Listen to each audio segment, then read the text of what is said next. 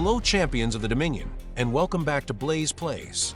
Today we take a look at one of the most challenging areas in Hero Wars, Alliance, the Eternal Frontier. Ever since the changes to damage over time, the Frontier has become significantly harder for many players. Teams that once pushed comfortably through the higher levels suddenly found themselves struggling against enemy lineups that seemed impossible to break. But there is some good news. Today, I'll be sharing several team combinations that have helped push through the Eternal Frontier from level 5,400 all the way to level 9,000. More importantly, these teams can help you consistently collect those precious Rune Spheres and continue progressing your account. So without further delay, let's jump straight into it. These are the teams that have been leading the way. Now, before we begin, there is something important to understand. Some of these teams rely heavily on RNG. That means they can produce incredible results and help you push to next level, but they also come with some risk. Sometimes battles won't go your way, and even strong teams can fall victim to an unlucky sequence of events. When pushing the frontier, understanding those risks is just as important as understanding the teams themselves. For example, be very careful when sending Satori into standard progress teams. Likewise, you should avoid using your Octavia team against Iris defensive lines whenever possible. These are matchups that can quickly turn against you if you're not paying attention. Another thing worth remembering is that each frontier section tends to follow certain themes. Some stages contain multiple Iris teams. Others are filled with Kayla and Aidan combinations. And then, of course, there are those progress teams that seem to appear everywhere. Recognizing those patterns is one of the biggest keys to long-term success. The first group of teams focuses on balanced investments across your entire roster. These teams do not require a heavily developed class system and are designed for players who have spread their resources more evenly across different heroes. They offer flexibility and can deal with a wide variety of situations. However, you must still keep the earlier risks in mind because those dangerous matchups appear repeatedly throughout the frontier.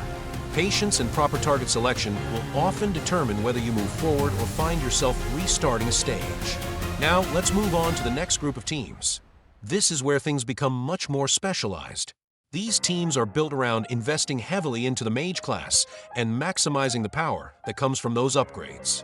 With the right investments, Mage teams can become incredibly consistent and are capable of defeating many of the strongest defensive combinations found throughout the frontier. Consistency is the key here. Once you start earning Rune Spheres, reinvesting those spheres back into your class upgrades creates a powerful snowball effect. Your heroes become stronger, your teams become more reliable, and your ability to reach higher levels increases dramatically. This creates a cycle where success helps generate even more success. The deeper you progress into the Eternal Frontier, the more valuable those investments become. Another major benefit of pushing deeper levels is the amount of Frontier coins you begin accumulating. Many players overlook this aspect, but it can become one of the most valuable rewards available. Those coins can quickly be converted into red item recipes from the Frontier shop, helping accelerate hero development while simultaneously improving your Frontier performance. It's one of the reasons why pushing higher levels becomes so rewarding over time. And finally, we reach the last group of teams. These are some of the most powerful combinations available. Many of them rely on complex interactions between heroes, clever synergy, and in some cases, favorable RNG. Some of these teams are designed to exploit specific enemy weaknesses. Others are simply so powerful that they can overpower many defensive setups through raw strength alone. Understanding when and where to use these teams can make a huge difference when climbing through the higher stages of the frontier. The Eternal Frontier isn't simply about having strong heroes. It's about understanding matchups, managing risk, recognizing patterns, and choosing the right team for the right battle. The players who master those concepts are the players who continue climbing. And those are the players who continue collecting Rune Spheres week after week. That's all for now, folks. I hope you enjoyed this video and found these teams helpful for your own Eternal Frontier progression. What do you think of these team combinations?